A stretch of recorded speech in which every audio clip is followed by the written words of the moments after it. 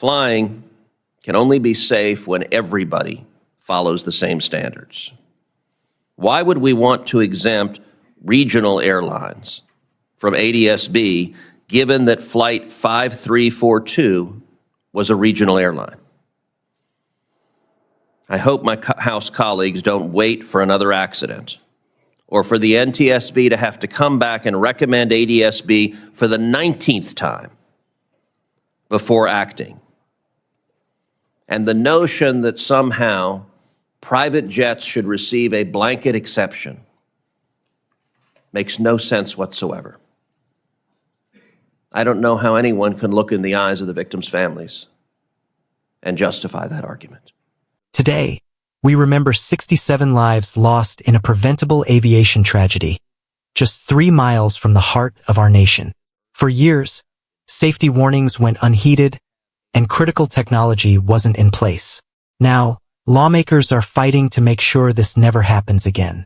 This is the story of the DC crash, the safety loopholes, and the bipartisan Rotor Act that could save lives starting today. Good morning. Senate Committee on Commerce, Science, and Transportation will come to order.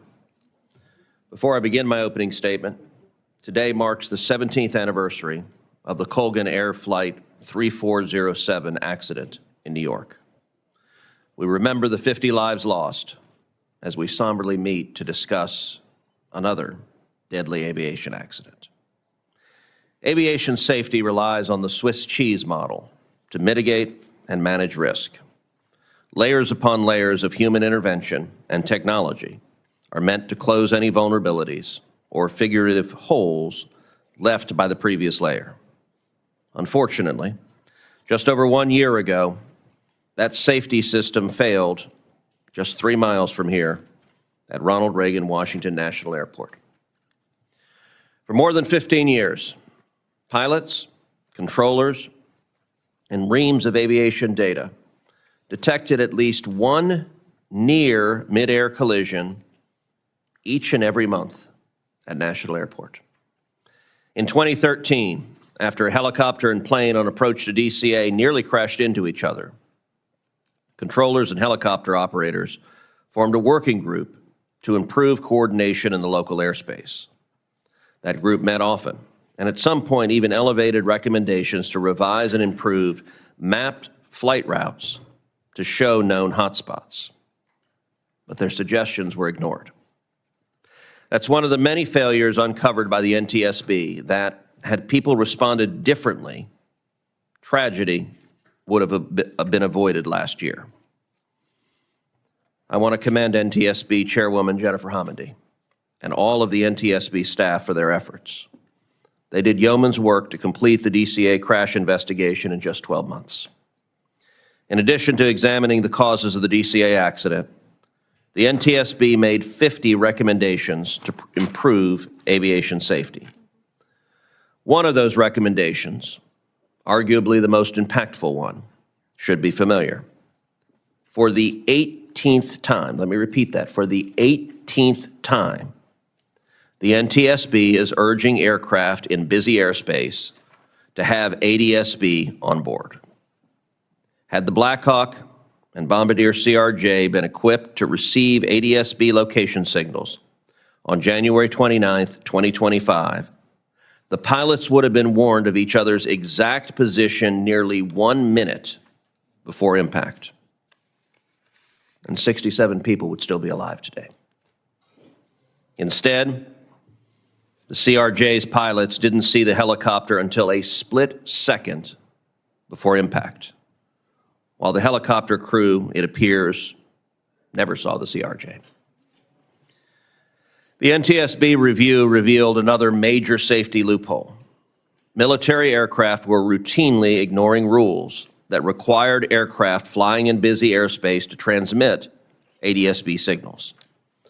Although planes don't share locations with each other via adsb, they must broadcast such information to air traffic control.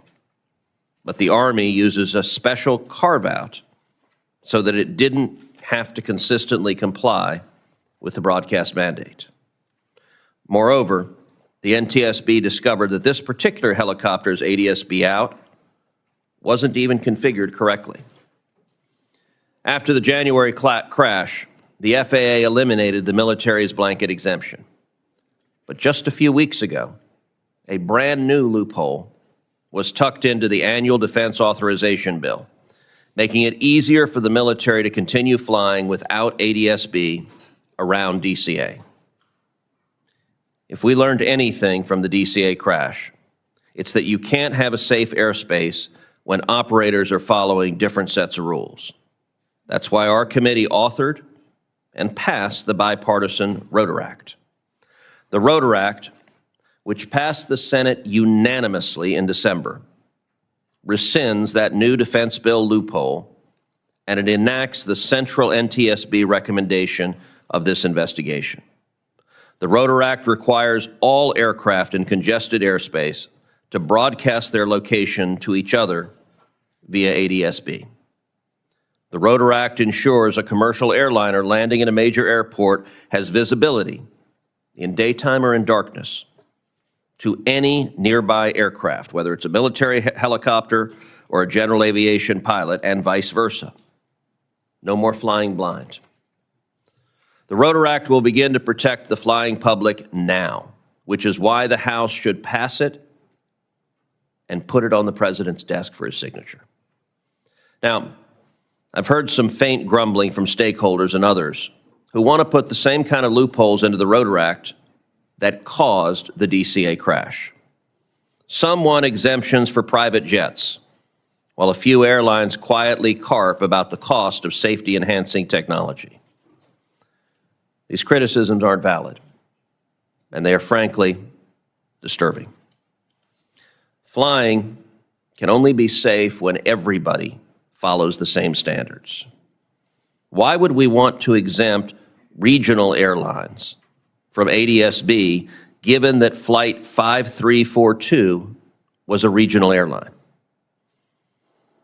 I hope my House colleagues don't wait for another accident or for the NTSB to have to come back and recommend adsb for the 19th time before acting.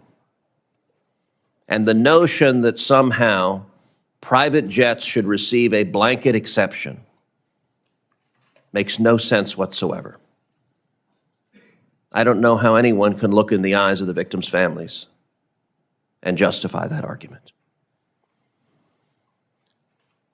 I also hope the House doesn't try to resolve the dozens of other safety recommendations from the NTSB, because we know this particular one on adsb can start now and save lives.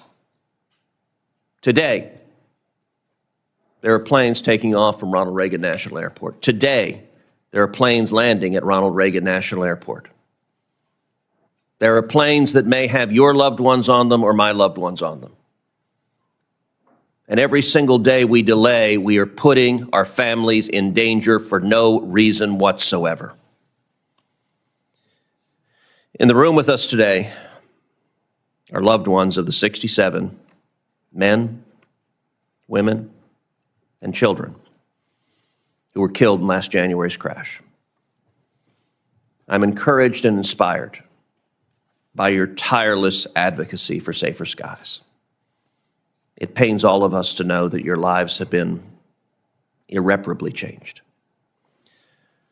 There's nothing we can do to bring back your spouses, your children, your parents, your cousins, or your friends.